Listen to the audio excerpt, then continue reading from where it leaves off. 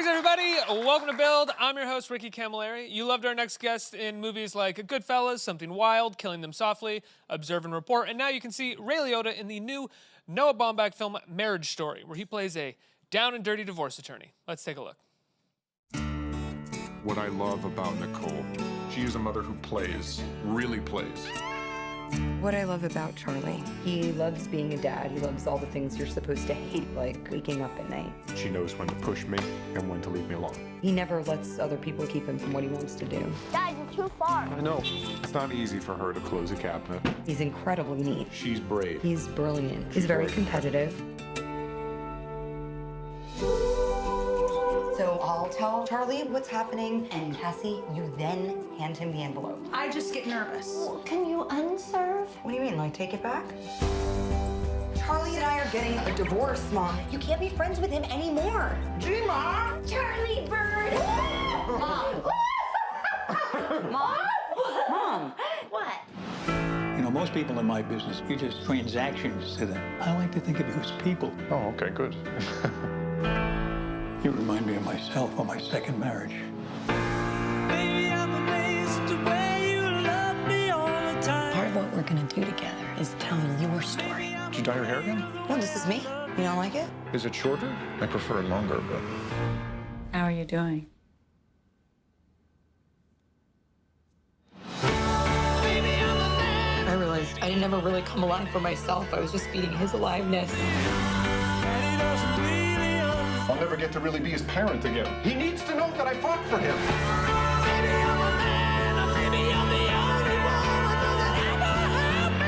It's not as simple as not being in love anymore. Eventually, it'll be the two of you having to figure this out. Together. If we start from a place of reasonable and they start from a place of crazy, when we settle, we'll be somewhere between reasonable and crazy.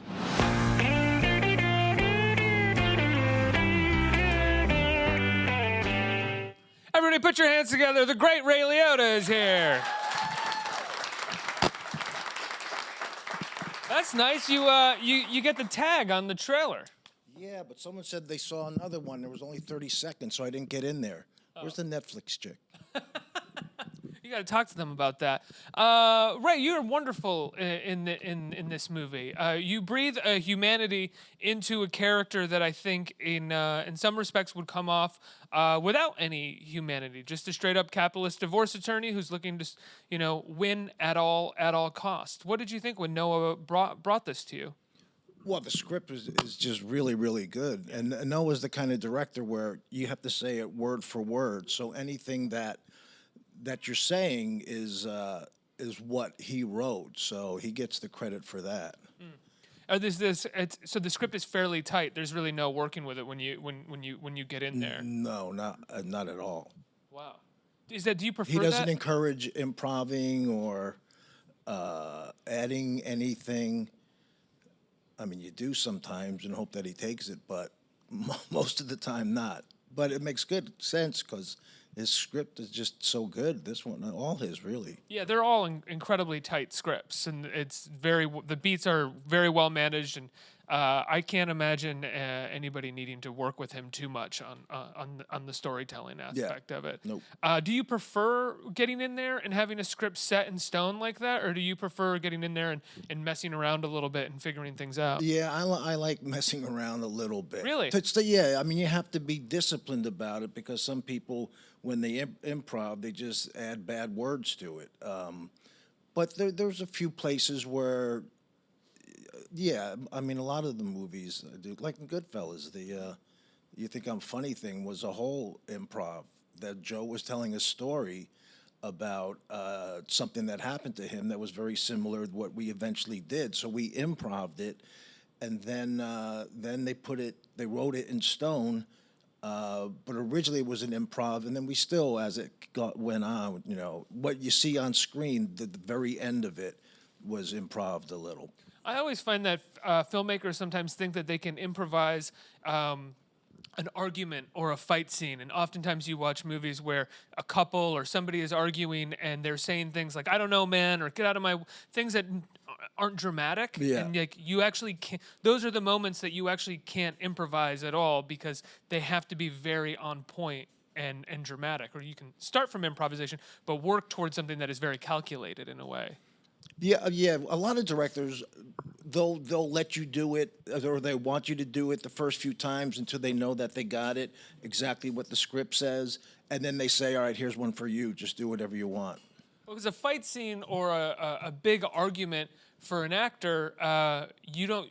If you go too far in the beginning, you've got nowhere else to go later on, and you're left lingering in a lot of ways. And the last thing that you would want as an actor is to be sort of out there without anything to hold on to, I would imagine. Yeah, I worked with somebody. I did the Sopranos movie that's coming out next year, and there was an actor there who used to get carried away with the physical fighting stuff, and which I guess you consider improving, but A different kind of improv. yeah, How did you handle that? Don't touch me. yeah, hit him back. You know, do you obviously one of the things about Marriage Story is that it cuts very close to home for I think anybody who has been a child of divorce or has even been through a nasty breakup. You know, did you relate to the film in a way? Was there something about? I mean, for you as well, were you like, oh, I feel this. I could understand, Yeah. and to different degrees, I've gone a little ballistic. Of course. At certain things, especially when you're younger, and then you start realizing. I mean, I'm divorced, and I'm not sure I would get married again after watching this. It'll be really interesting to see what happens when people see it. You know, like a couple sees it. You know, what do you think of the movie? And you're not going to write. The first thing you're going to say is, "Where do you want to eat after this?"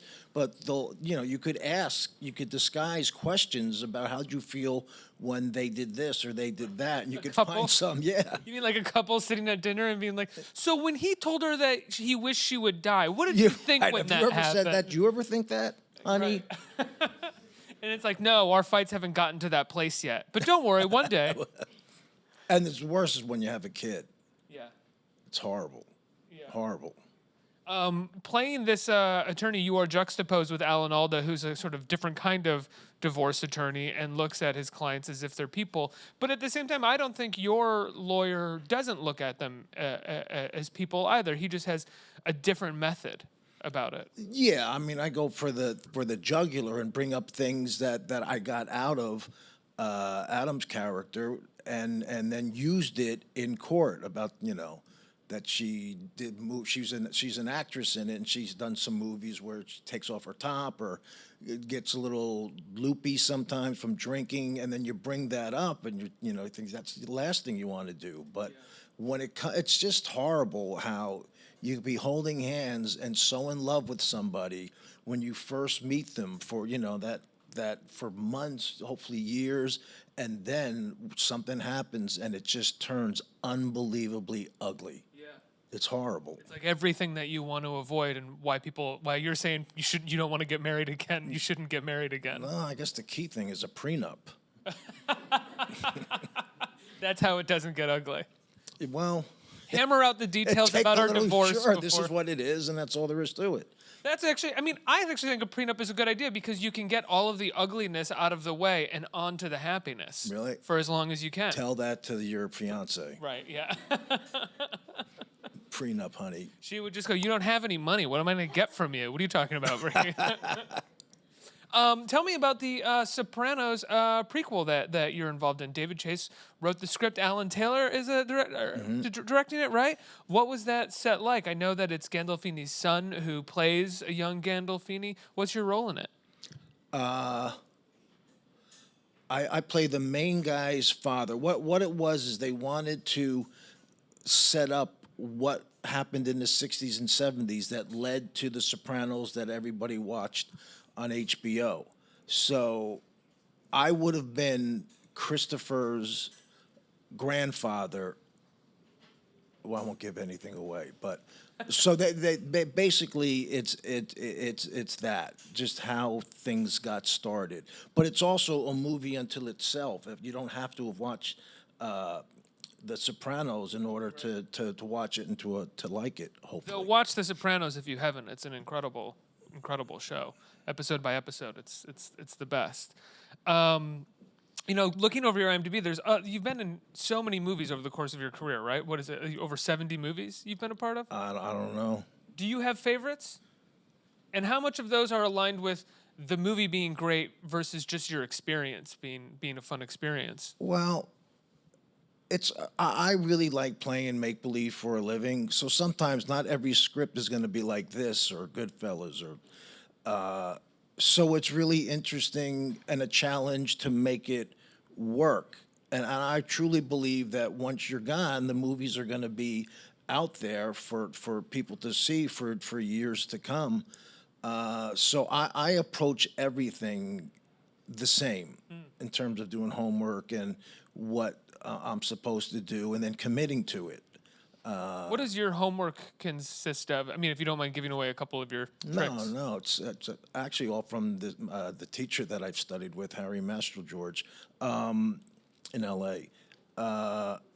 You just sit and you think about what it is that is the situation that you're in. In other words, if you look at this for a second, okay, you looked at it for a second, but if you keep looking at it and look at it for a while, it becomes more important to you. You notice more, the details that you get, that if you just slough over it, might not come out. So it's just basically sitting about the circumstances. And reading the script as many times as possible? Like, are you a person that goes over it and over it and over it and over it? Yeah, but I never say the words out loud. Oh, really? Yeah, never.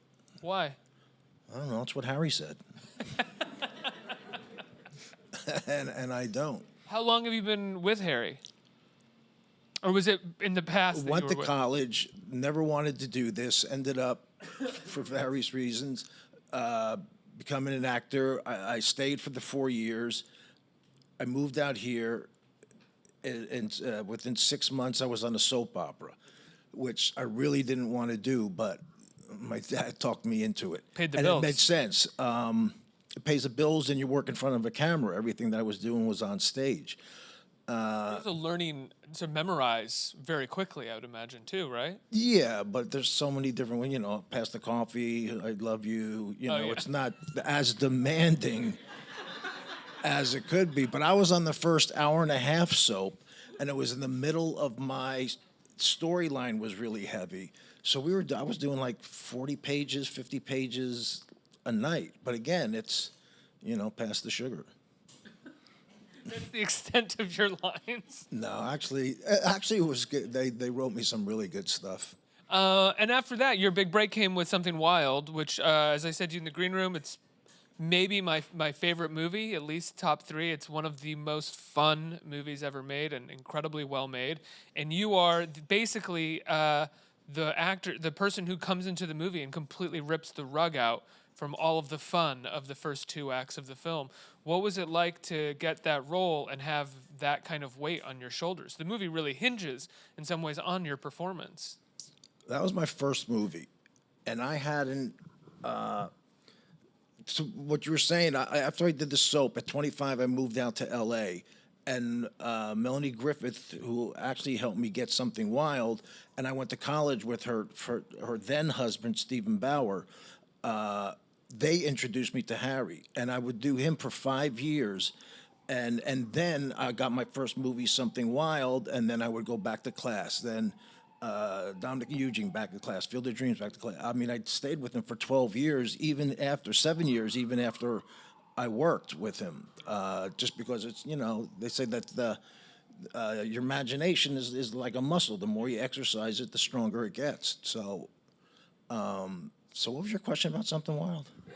What was it like for your first movie to have basically the turn of the movie rest on your shoulders? Yeah, but you don't think that. You're just playing pretend. If you're looking at it like that, you're thinking like an actor, and you don't want to think like an actor. You want to think like a human being. So a human being is not saying, "Oh my gosh, this stuff that's it's hinging on me." I didn't get my first movie. That was my first one till I was 31. So I had studied so much, and it was just a great part. and it just changes. And Jonathan Demme just did an unbelievable director, rest his soul, with all the stuff that he's done. But There's a moment in Something Wild. It's the moment where the movie turns, and you're in this convenience store, and there's this amazing song by the Motels playing, and you at a certain moment punch, I believe, the clerk in the store, or like knock him around, and you are basically showing us that you're a bad guy, and you grab a pack of cigarettes and you flip it up and catch it, and it turns to slow motion very fast as you flip it up.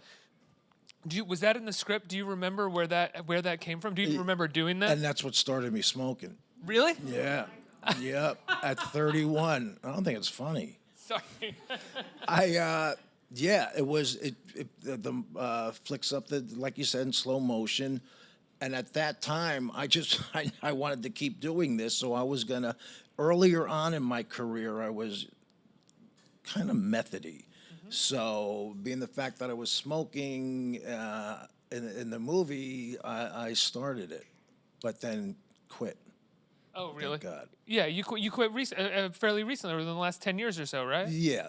Yeah. At least 10 years ago. I imagine Goodfellas didn't help with the smoking either. You're No, and I was pretty the much only smoking person. in every scene in that movie. Yeah, I was the only, which was horrible because when you're doing a bunch of takes and you're lighting a cigarette, you do it a bunch of times, it just gets to you after a while. No herbal cigarettes that time? Everybody else, I was the only one because Marty's asthmatic. So he was sitting in a chair with this huge oxygen tank and a mask over his face directing Goodfellas. But I was the only one that smoked in it, and that's nothing I'm proud of, but that's what happened. Another movie of yours that I love that I think is a undersung movie, which is Jody Hill's Observe and Report with Seth Rogen, where you play just a mean bastard of a cop. What was it like being in that world with them? Because it's a very different kind of comic world than I think anybody makes. Why can't you talk about the Muppet movies I did? just the things I'm mean. I didn't beat Miss Piggy or. I'm trying to think of the things that you're not mean. We could talk Corinna. Dominic and Eugene, Field of Right? Dreams. Field I of hit Dreams. Kevin in the head with the bat. The movie that I did after Goodfellas was Article 99, where I played a heart surgeon, and actually used to go and watch open heart surgeries, to the point that I went so much that the doctor asked me if I wanted to watch him do it, because I would be sitting against the wall. So I said yeah, because by then I couldn't take the saw and the chest opening, but I stood next to him as he was operating. Wow. And he turns to me and he says, "You want to touch her heart?" Really? I mean, it's touching God. So I said, "Yeah, of course I wanted to. How many times do you get to do that?" And touch this woman's heart. The doctor had a God complex, man. You want to touch her heart? No, so you want to ask about when I beat up who now? I was. Observe and report. Not necessarily who you beat up, but That just was sort of fun, playing yeah. in that world, which is like a very different comic world. I mean, that's a director who thinks that Taxi Driver is a very funny movie and kind of tried to turn Taxi Driver into a comedy with Observe and Report. Did he? Yeah. Well, yeah. It was great. It was fun. My best friends and my sister think I'm really funny. I think you're very funny, I've too. never been in a fight in my life. It's just, Is it strange for you that you've been cast as like a tough so many times? No, because it's fun. Because I Yeah. wasn't ever that way, so it's fun to let that out. Right. Where do you think Melanie Griffith got the idea to push you for Something Wild? If you Because I asked her. Oh, okay. I moved to LA when I was 26, and I stayed in her apartment that was right on the beach. I got there January 3rd, 1981, and I remember calling my parents, "Okay, I'm here," and there was a whale that was just going by. So, whoa, I'm someplace different. And but like I said, she turned me on. Steven turned me on. Both of them studied with Harry. Right. So, but the guys, it was really great at the acting class because we're competitive, but we shared information. And they said, "Have you been up for this movie, Something Wild? You should, you're right for this." And I said, "No." And I called my agent, and they couldn't get me in. And I went home, and I was really like despondent. Here I was, 30 years old, and I haven't done a movie yet. And my parents said, who were very involved in politics, you should go out, you should call Melanie. Since she's in it, call her up and see if she can get you an audition. No, I'm not doing that. I want to do it. I don't want to use somebody like that to. And then one day went by, another. I said, you know what? I'm gonna call her, and I called her and I said, Melanie, I heard you're doing something wild. A couple of the guys in class were saying that I might be right for it, but I can't get in there. You think you can get me an audition? And it was hard. Maybe my heart was going when I asked her, and It's really she hard said, to put yourself out there in moments like that to ask for help. But at that point, you do desperate things when you're desperate. So she said, yeah, because she had done a movie prior to that where the guy that played her husband, because I'm her husband in this one, she didn't like, she didn't get along with. So Jonathan told her that she could, have her say. So she calls up Jonathan. Jonathan says, I'm Melanie. It's been such a long, hard process. I have it down to 3 people. Jonathan, you said that I could do this. You said that you would give me a say in who would be my husband. So, okay, all right. So on Monday, I think I went and met him. Tuesday, I heard that they wanted me to come back and read with an actress that they had hired. Okay, I did that. And now I'm saying, I was getting turned away by casting agents all the time. So I'm saying, look, he saw me act now. The director, fine, if I get it, or if I don't get it, just means I'm not right. Thursday, I hear that I'm going to read. I get a call saying that they want me to read with Jeff Daniels. I'm watching Johnny Carson. One of his first guests is Jeff Daniels, and he's talking about Woody and Nicholson, because he had just done the Purple Rose of Cairo, in terms of endearment. Oh my God, I got to read with this guy tomorrow. I started doing push-ups. I started getting myself ready. I started studying the lines again, and then I went and did it. And it was a scene in the motel room where I kind of like just put him down. You're hammering on the wall, right? Yeah, for the other people to shut up, and that was the audition. So.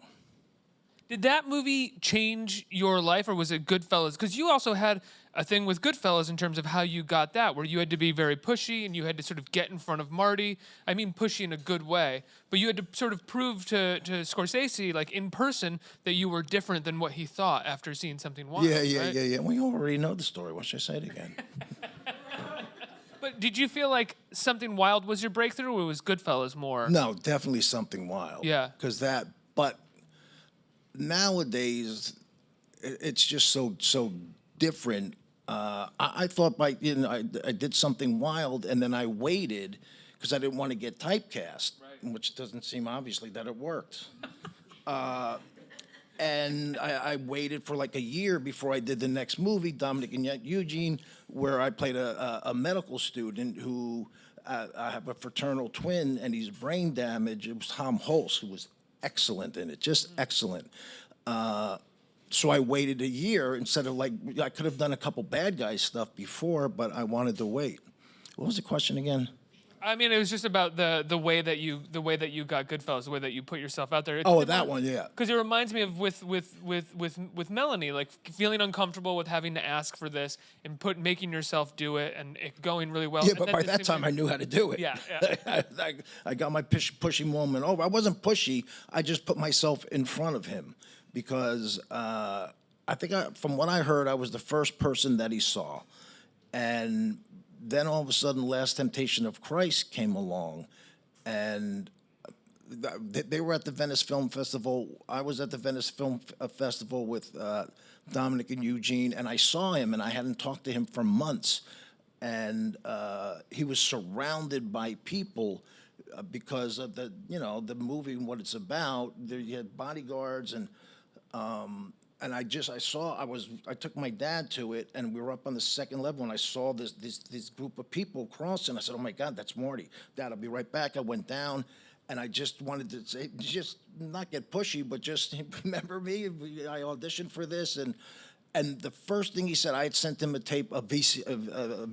VHS cassette of Dominic and Eugene, but it was a bad copy. And that was the first thing he said. I tried to watch a movie, and but what happened was when I went towards Marty, the bodyguards, they threw me back. I said, no. I just want to talk to Marty. I didn't like go back at them or curse or anything like that.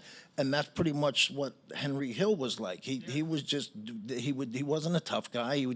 He just did whatever they asked him to do. Surrounded by tough guys, but never really like engaged That's how he in got. the same That's way. how he found so much. He was a good earner, and yeah.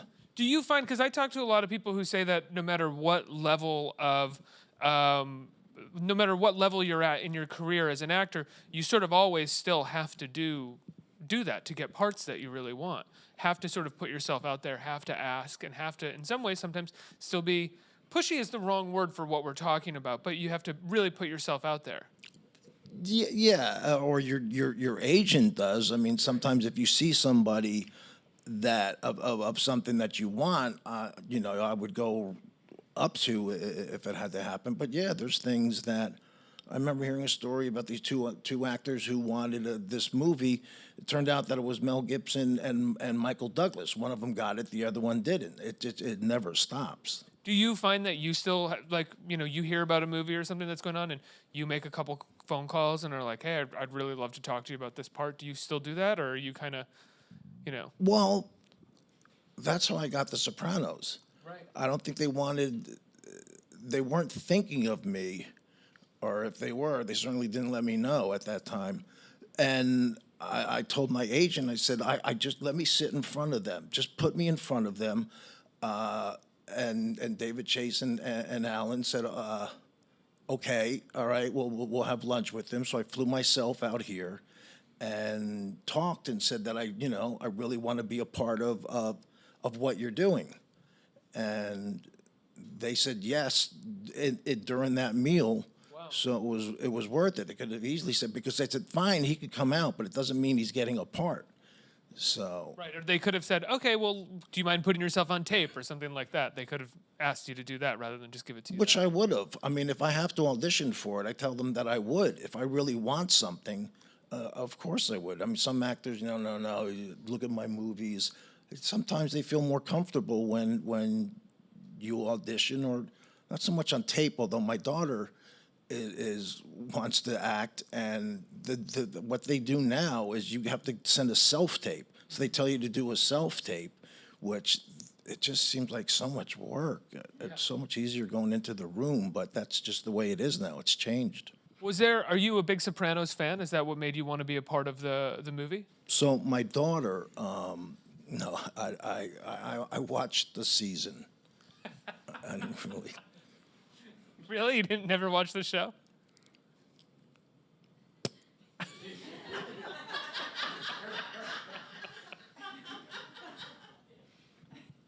Move on? Yeah, why not? All right. We have a few questions from the audience. What do we got? Right here. Hi, I'm Gloria Jules. Hi. I love the movie I like your hair. Goodfellas. Thank you. I love Goodfellas and I love Hannibal. And that was so long ago. I looked it up today. It was like 1990 that Goodfellas came out. So my question is, how old were you when you started acting? You look great, by the way. Thanks. So do you. Thank you.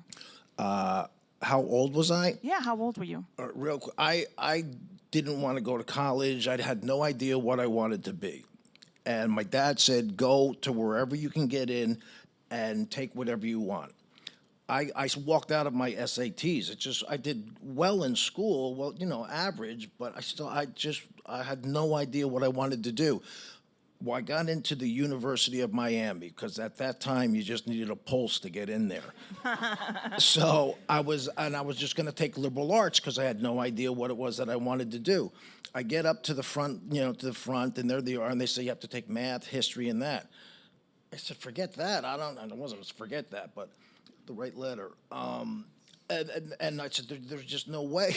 And right next was the drama department. There was a line to do that. So I had a drama class in high school, an elective, with my best friend, and I decided, so I just figure I'd do that. And the first year, to cut it short, the first year all I did were musicals. But there was an acting teacher there named, but to answer your question, probably like 19. 19. And I decided that I was going to, then I started getting a lot of parts, so I stayed with it, and I said, well, maybe I'll give this a try. So at 21, I moved up here, and then things happened really quick. And then after the soap and other things, it just died. Awesome. Thank you. And then it picked back up. And yeah, it picks back up. 2 more. Hi, Mr. Liotta. Hi. I'm Stefan. I'm an actor. Hi. My question for you is, out of all of the films that you've done, what do you feel like is your most challenging role to date that took you a minute to kind of step away from and you can't even have like flashbacks of today? Wow, I wouldn't go that far, flashbacks. The most challenging, I would guess, I don't know. I don't know how to answer that because I just do so much homework that you just make yourself comfortable with doing that. I knew that, with doing Goodfellas, that was, was something that a lot of people, guys wanted to get. And to work with those people, because I had never watched movies prior to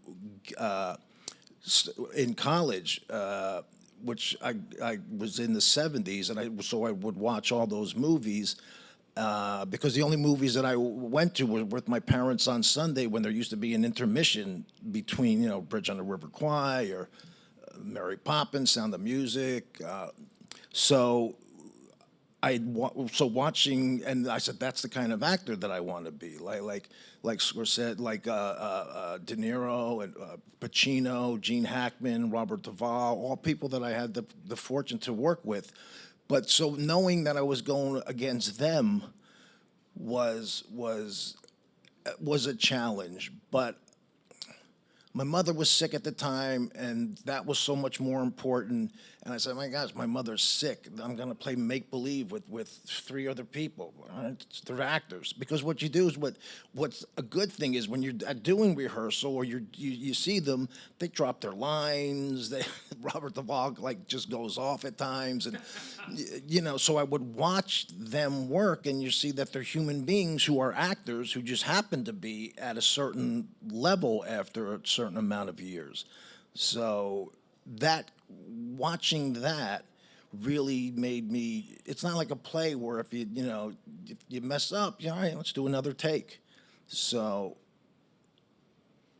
yeah, I don't know if there's one it's probably the worst movies that I got were the ones that were the most challenging, but I still were going to do it, but I still knew, oh my God, this is going to be a dog, I know it. Which movie did you do with Robert Duvall? John Q. John Q. What was it like working with Duvall? Great. Yeah. Great. I imagine he gives you a lot to react to as an actor. But he was more, he just wanted, the thing that he wanted most was for us to take, to go to lunch with him and eat Peking duck. The Peking duck, you got to, so just all the time. Every actor he would take to this restaurant. We were shooting in Toronto, and it was all about the Peking duck. So there you see like a human being, and then all of a sudden he gets up there, and then there's Robert Duvall. Yeah. One more. Hi, Mr. Liotta. My name's Nick. Hi. I was just wondering, how did you learn about the role for Henry Hill? How did you come about that? After Venice, I don't think I had to talk to them again, but I knew the producer, Irwin Winkler. Oh, here's another one. They would have rather Eddie Murphy do it than somebody who really didn't have any credits, really. That turned out to be my 4th movie. And I saw Irwin at Winkler at a restaurant, and I walked out, and I said, that's Irwin. I said, no, I want this. So I went back and I said, I know you don't want me for this movie, but I'm telling you, nobody's going to do it better than me. I've been working on this. I'm going to nail this. You should really hire me. And he did. Not on the spot. What did he say in that moment when you said that to him? Huh? he all right. I don't know. He didn't really give me an answer that I remember. Right. But that definitely helped. And really, what helped was when De Niro signed on to do it. Warner Brothers had their marketing because he hadn't worked with Marty in 10 years since Raging Bull, and same thing with Pesci. So once they were, once they were in, it was fine. Oh yeah, right, fine, yeah. Well, that's so interesting because you were, I mean, you said it was your 4th film. At that point, you weren't unknown because Something Wild was a pretty big hit, Yeah, wasn't but it didn't do really didn't? business or anything. Oh, but then also Lorraine Bracco wasn't She never acted before. She had never acted before. Really? Yeah. What, she wasn't in anything prior to Goodfellas? She was married to Harvey Keitel, so Marty obviously knows Harvey, and Lorraine is Lorraine. She's not shy about anything, and that's kind of like what he wanted. Yeah. But I think it was, I don't know if she had to audition or he just offered it to her. I'm not sure. Wow, that's incredible. I thought I knew everything there was to know about Goodfellas. I did not know that piece of the story. Ray, it's always nice when you come by. Thank you so much for being here. Marriage Story is in theaters now, in select theaters now, and it's going to be on Netflix, I believe, in December, at the beginning of December. Am I calling this right? Correct? December 6th?